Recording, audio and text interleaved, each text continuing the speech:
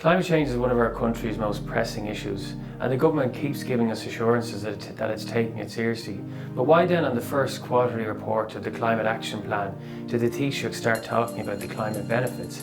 Is that the leadership we would expect from the Taoiseach of this country? The most recent research published by the EPA, a detailed 58-page summary of the effects of climate change in Ireland, mentions these benefits. But to find these benefits, you would have to wade through 57.9 pages of imminent disasters for Ireland and the world if we don't act now.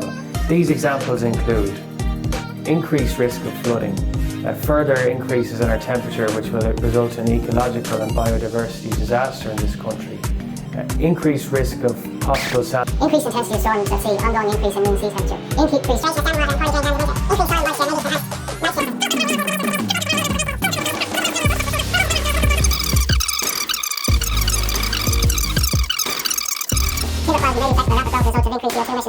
strong winds may affect timber supply, destruction of species or habitat.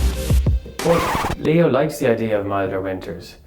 This is another example in a long list of responses from government on policy issues that they seek to normalise the issue rather than trying to address it. We've seen it with the trolley crisis, we've seen it with the housing crisis. Let's not allow this government to extend that tactic to the issue of climate change. They need to take action now and stop talking about climate benefits.